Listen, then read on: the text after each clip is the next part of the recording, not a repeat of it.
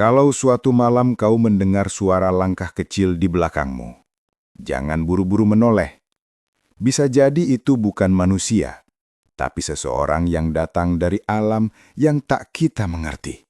Assalamualaikum teman-teman semua, selamat datang di Misteri Sengit, tempat di mana kisah nyata, legenda lama, dan misteri Nusantara kita kupas satu persatu. Sebelum mulai, coba tulis di kolom komentar, kalian nonton dari kota mana? Dan untuk yang sudah subscribe, semoga rezekimu dilancarkan, dijauhkan dari gangguan tak kasat mata, dan selalu diberkahi kesehatan. Malam ini, kita masuk ke sebuah kisah yang konon benar-benar terjadi di sebuah desa terpencil di kaki Gunung Dempo, Sumatera Selatan. Kisah tentang seorang anak bernama Andra yang suatu hari bertemu dengan sosok misterius. Seorang kakek tua yang ramah, berwajah teduh, namun tidak dimiliki oleh dunia manusia. Kakek Bunian. Andra waktu itu baru berusia 9 tahun. Ia dikenal sebagai anak periang, tetapi malam itu ia pulang lebih lambat dari biasanya. Matahari sudah tenggelam, kabut mulai turun dari hutan, dan angin membawa aroma tanah basah yang tidak biasa. Di tengah perjalanan pulang melewati jalan setapak, Andra melihat seorang kakek duduk di atas batu besar. Kakek itu tersenyum, tetapi senyumnya bukan senyum biasa. Ada sesuatu yang sangat damai, namun menakutkan pada saat yang sama, seolah ia membawa rahasia yang tak boleh diketahui manusia.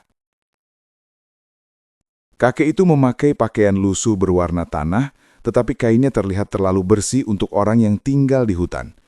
Kulitnya pucat, tetapi dari tubuhnya seolah memancar cahaya hangat yang membuat Andra tidak merasa takut sama sekali. Padahal secara logika, seorang anak kecil seharusnya langsung lari ketakutan. Namun sesuatu menahan langkahnya. "Andra, kau tersesat?" tanya si kakek dengan suara yang lembut. Terlalu lembut, seperti suara yang tidak benar-benar keluar dari mulut manusia. Dan itulah awal dari pertemuan aneh yang mengubah hidup Andra selamanya.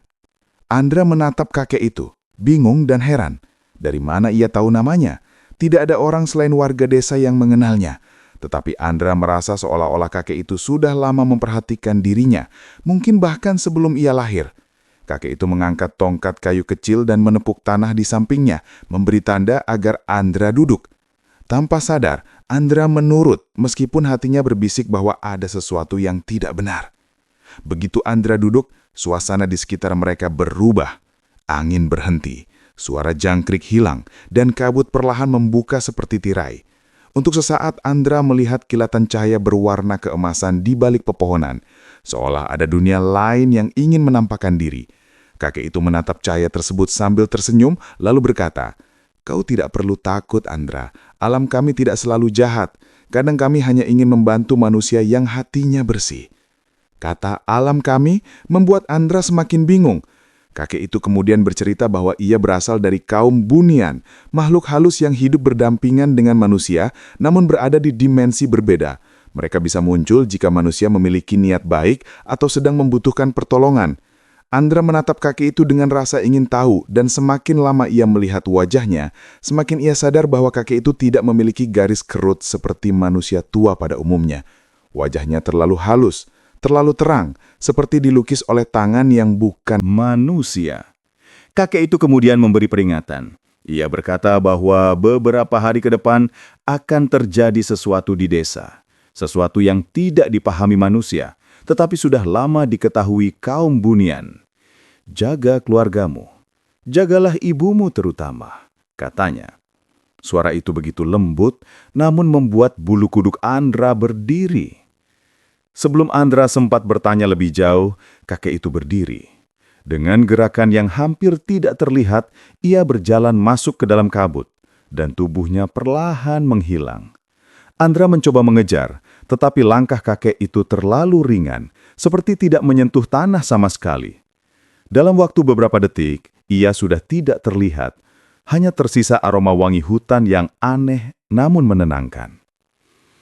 Sesampainya di rumah, Andra langsung menceritakan kejadian itu pada ibunya.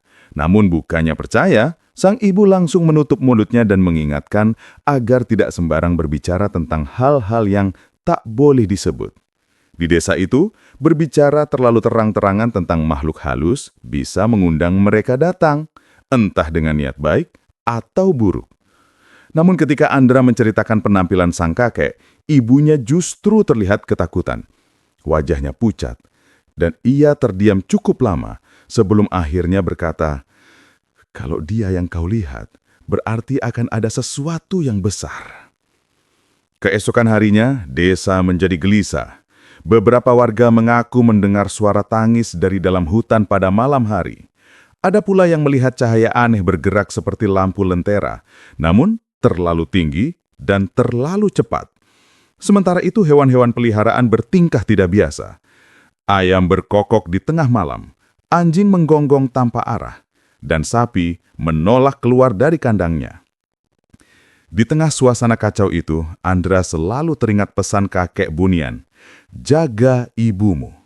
Ia mulai memperhatikan setiap langkah ibunya, bahkan menolak bermain terlalu jauh dari rumah. Dan benar saja, 3 malam setelah pertemuan itu, kejadian mengerikan menimpa desa. Pada malam yang gelap tanpa bulan, seorang warga tersesat di hutan dan ditemukan keesokan paginya dalam keadaan linglung, seperti kehilangan akalnya. Ia hanya bisa menggumam satu kata, "Dipanggil, dipanggil." Warga desa panik, takut ada sesuatu yang sedang memburu manusia. Namun secara misterius, keluarga Andra tidak mengalami gangguan sama sekali. Ibunya akhirnya mengaku bahwa leluhur mereka pernah ditolong kaum Bunian pada masa lalu. Karena itu, jika seorang Bunian muncul, biasanya berarti mereka ingin membalas kebaikan keluarga tersebut atau memberikan peringatan besar. Malam keempat adalah puncak dari segala keanehan. Angin berhembus sangat kencang, membuat pintu rumah desa bergetar.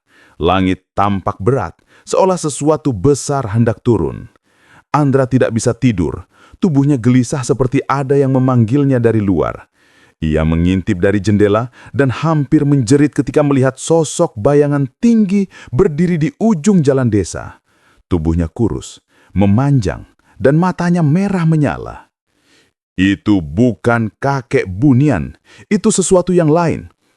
Andra berlari ke kamar ibu dan membangunkannya. Sang ibu langsung memeluknya dan membaca doa-doa. Tetapi suara angin yang sebelumnya hanya kencang, kini berubah menjadi seperti ratusan bisikan yang saling bertumpuk. "Mereka datang, tapi bukan dari alam Bunian," gumam ibunya dengan suara gemetar. Saat keadaan semakin mencekam, sosok kakek Bunian muncul, kali ini di depan rumah Andra. Ia berdiri tenang di bawah cahaya remang. Wajahnya sama lembut seperti sebelumnya, tetapi matanya kini tampak serius. Dengan gerakan tangan, ia membuat angin di sekitar rumah Andra berhenti. Bahkan, bayangan hitam yang tadi terlihat perlahan menghilang, seperti ditarik paksa ke dalam kegelapan. Kakek itu menatap Andra dan ibunya sambil berkata, "Kalian aman. Tetapi desa ini harus kuat. Makhluk itu datang bukan untuk kalian, namun untuk mengambil sesuatu yang sudah lama mengusik mereka." Setelah mengatakan itu, sang kacek berjalan menyusuri jalan desa yang gelap.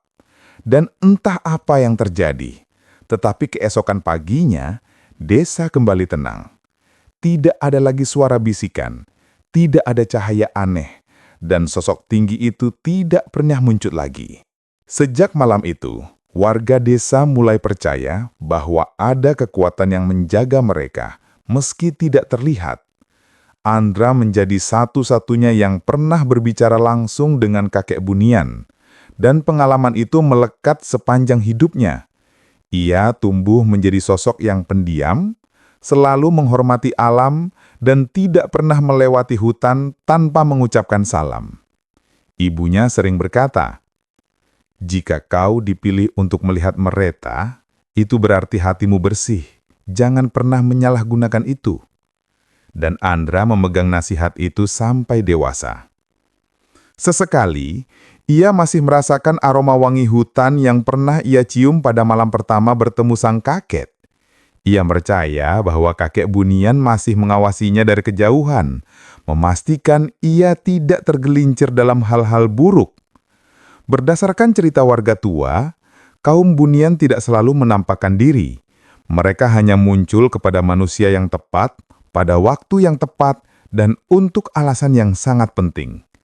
Maka tak heran jika banyak orang mempercayai bahwa Andra dan keluarganya telah menerima perlindungan sejak lama. Namun, Andra tahu satu hal.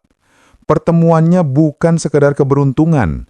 Itu adalah pesan, peringatan, dan hadiah dari alam lain. Sampai hari ini, ia masih menyimpan harapan bahwa suatu malam, ketika dunia sedang tidur dan angin berhenti berbisik, ia mungkin akan kembali melihat sosok tua berwajah teduh itu tersenyum di tengah kabut. Dan bila itu terjadi, ia tahu bahwa sesuatu yang besar sedang menunggu untuk diceritakan.